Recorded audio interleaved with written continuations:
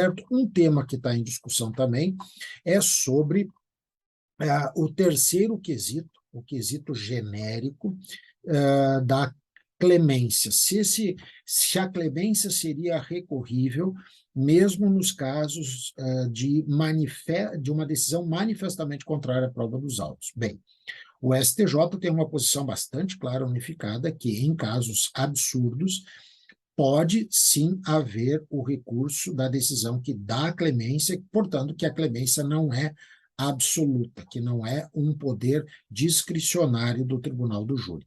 O STJ tem mais um precedente importante.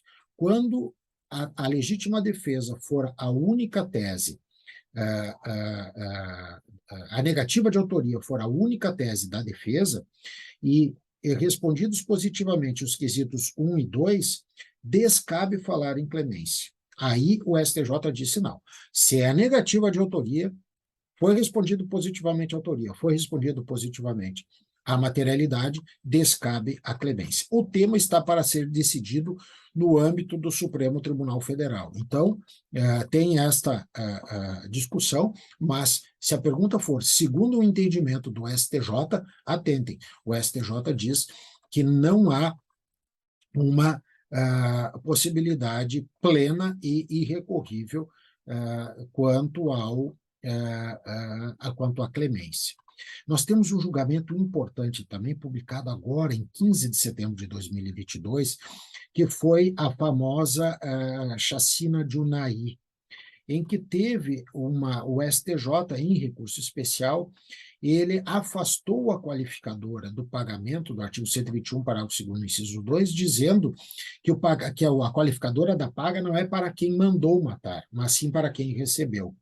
E, neste caso, o STJ disse que o caso não era de anulação do júri, embora reconhecida esta circunstância e aplicada esta qualificadora. O STJ disse que não deveria anular o júri, e sim apenas decotar esta qualificadora. Atento, então, para esse entendimento do STJ. Em relação aos procedimentos de competência penal originária, eu apenas destaco, com uma referência bem objetiva, de que o interrogatório também é o último ato do rito da Lei 8.038, embora isso não esteja previsto na lei, mas é uma decisão do Supremo Tribunal Federal. Nesse ponto, o professor Pacelli e eu dizíamos, desde a primeira edição do CPP, que não havia uma lógica de um interrogatório ser o último ato do processo, salvo nos procedimentos especiais. Mas o Supremo, numa decisão, veio a dizer que o interrogatório deveria ser para todos os demais procedimentos, mas valeria a partir daquela decisão que foi no HC 127.900 do Amazonas. Ou seja, eu aplico o interrogatório como último ato do processo para todos os procedimentos. Atente que no procedimento do júri, aí tem algumas particularidades que nós precisamos atentar do próprio rito do júri, do juiz acusaciones e do judicium causa, que é feito perante o plenário do tribunal do júri. Certo? O que mais eu gostaria de destacar para vocês é que o réu...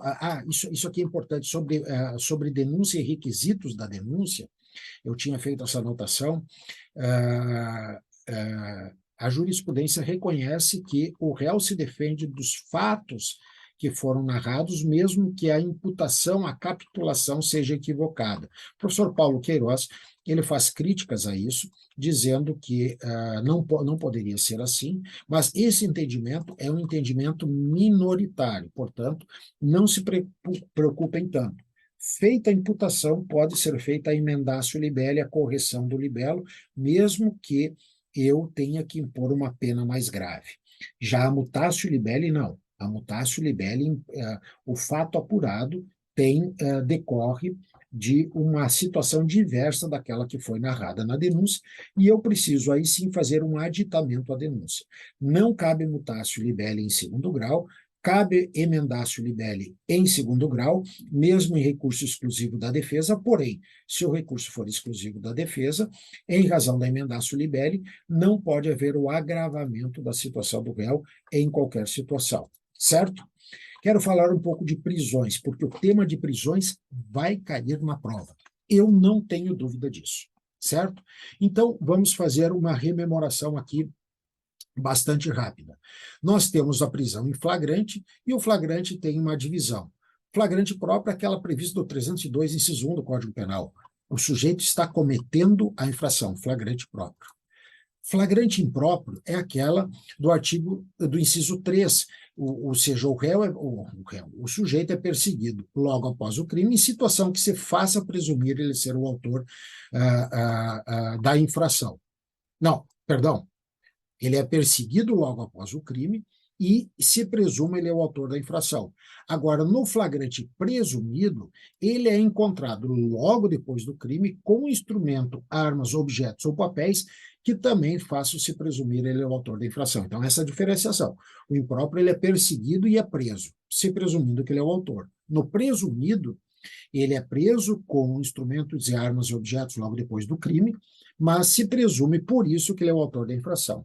Nós temos o flagrante diferido controlado, que é aquela hipótese do monitoramento, do controle de ações desenvolvidas no âmbito de organizações criminosas, e aí nós temos, tanto na Lei 9.613, quanto também na Lei do Crime Organizado, a hipótese da utilização da ação controlada. No caso de ação controlada, não esqueçam, esse retardamento da intervenção policial administrativa não precisa de prévia autorização do juiz. A infiltração precisa, mas no caso de ação controlada, precisa haver apenas a comunicação ao juiz. Isso está no artigo 8º, parágrafo 1º da lei. Tem o flagrante esperado, diferença de flagrante esperado e flagrante preparado, né, que o esperado está se aguardando para ver o que vai acontecer, e no preparado há uma simulação, e aí o reconhecimento é de que o flagrante preparado não serviria como prova. Né, e a jurisprudência do STJ tem a súmula 145, que diz que não há crime quando a preparação do flagrante pela polícia torna impossível a sua consumação. Muito se discute, por exemplo, se a existência de câmeras em locais como mercados ou outros estabelecimentos geraria uma situação de crime impossível. A jurisprudência diz que não. Né? O crime impossível é naquela situação que não há mínima possibilidade de cometimento do crime e da efetivação do crime. Tá bom? Não esqueçam também sobre o leading case do Supremo a respeito do recurso extraordinário 603-616, que trata sobre a definição do que seja casa, né? O elemento casa, que é fundamental para que nós possamos compreender quando se pode ingressar no domicílio de alguém ou não. Por quê? Porque a Constituição nos diz que contra a proteção, ou melhor, que a Constituição garante contra ingressos arbitrários uma proteção ao domicílio. O que é casa, o que é domicílio? É o local onde se tem privacidade, em que uma pessoa só pode entrar com o consentimento do morador, ou durante o dia, em caso de flagrante, ou melhor, durante o dia, mediante ordem judicial, isso é importante. O que é durante o dia? A jurisprudência agora, especialmente do STJ, depois da lei do abuso de autoridade, vem dizendo que eu posso entrar entre as 5 da manhã e as 9 da noite, né? Que isso seria durante o dia para o início do cumprimento de mandado judicial, ou durante as 24 horas, no caso de flagrante delito, no caso de acidente, para prestar socorro, ou também no caso de desastre. Nessas situações, eu poderia entrar durante as 24 horas do dia. A grande questão que está em discussão hoje, no âmbito do STJ, é quanto ao ingresso em domicílio, a partir, e a grande maioria dos casos, envolve ingresso para a constatação de crime de tráfico de drogas. Então, vocês vão encontrar vários julgados dizendo o seguinte: a polícia não pode tendo uma notícia anônima, entrar diretamente na casa de alguém, mesmo que lá apreenda aquilo que foi dito na denúncia anônima, que está sendo, por exemplo, praticado o delito de tráfico de drogas naquele local. O STJ tem, a partir de reiterados julgamentos, eu tenho ressalvo alguns entendimentos ali consolidados, mas a clara posição no sentido de que esta prova é ilícita e não se poderia ter adentrado com uma mera suspeita baseada em denúncia anônima. E isso, de certa forma, está no leading case do Supremo, que eu referi anteriormente para vocês.